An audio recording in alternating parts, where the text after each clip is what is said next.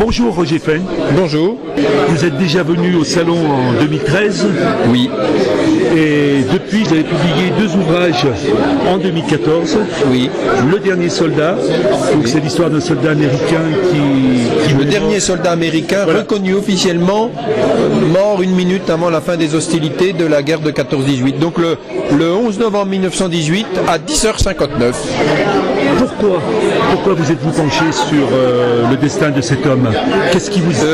C'est le hasard d'une rencontre avec un maire, le maire de Romagne-sous-les-Côtes, qui est un petit village qui est situé à 25 km au nord-est de Verdun, et qui est un passionné d'histoire locale et qui aime faire découvrir l'histoire de personnages qui avaient été oubliés, qui sont oubliés. Et il a découvert l'histoire de ce personnage, et ensuite on m'a demandé si j'acceptais d'écrire son histoire. Donc en fait c'est un peu un livre de commande. J'ai été là-bas, on m'a emmené sur les lieux pendant une semaine, il m'a raconté un petit peu, il m'a fourni toute la documentation, et j'ai eu envie d'écrire cette histoire qui est une histoire très forte émotionnellement. Pourquoi à 23 ans, quand on est employé de banque à Baltimore, d'origine allemande, qu'est-ce qui fait qu'on a envie de sortir de sa tranchée alors qu'on sait que la guerre va finir, et pourquoi les Allemands, qui eux aussi savent que c'est la fin de la guerre, vont le tuer? Il faut découvrir Le Dernier Soldat. En 2015, vous éditez un nouvel ouvrage, donc 31 jours seulement. Oui. Un recueil, je crois que c'est un recueil de nouvelles. Oui, alors là c'est vraiment... Nouvelles de guerre. Nouvelles de Donc, guerre. vous semblez fasciné par la guerre, ou plutôt par des histoires singulières des femmes et des hommes dont les existences sont bouleversées donc, par ces conflits. Tout à fait. Pourquoi? C'est ça, c'est pas la guerre qui m'intéresse.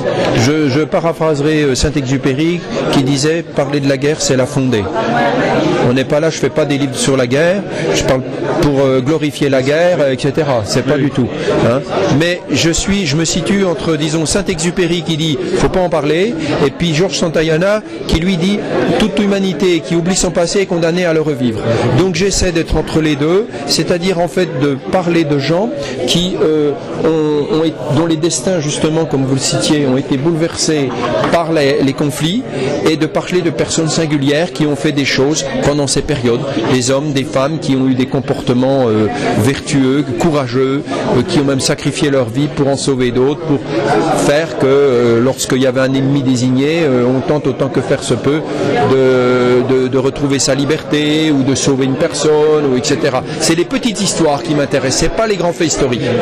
Et 31 jours seulement, ça c'est quand même exceptionnel, parce que 31 jours seulement, c'est un condensé de mémoires, de faits divers entre 1870 jusqu'à la guerre d'Indochine sur l'amour. Mais l'amour avec un grand A, c'est-à-dire des gens qui, la situation dans laquelle ils se trouvaient était faite pour que on fasse le plus de mal possible, et qui ont fait de belles choses.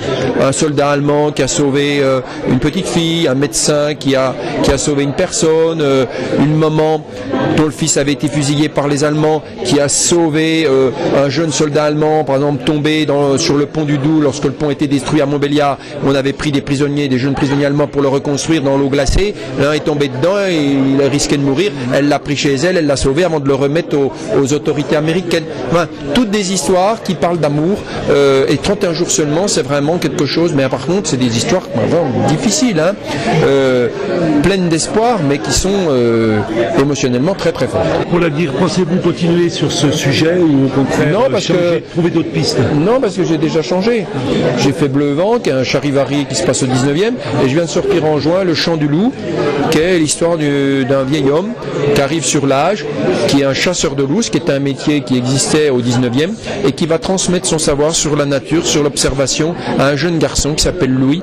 Et bien entendu, on explore la Franche-Comté à l'époque des loups, et notamment ça se passe en Haute-Saône, où il y avait beaucoup de loups, jusqu'à la frontière vosgienne, et avec une belle histoire d'amitié, de transmission. On voyage dans les forêts, dans la campagne, et on apprend beaucoup de choses aussi sur l'animal, le loup est un animal magnifique. Hein. Voilà. Eh bien, merci beaucoup. Ben, je vous en prie.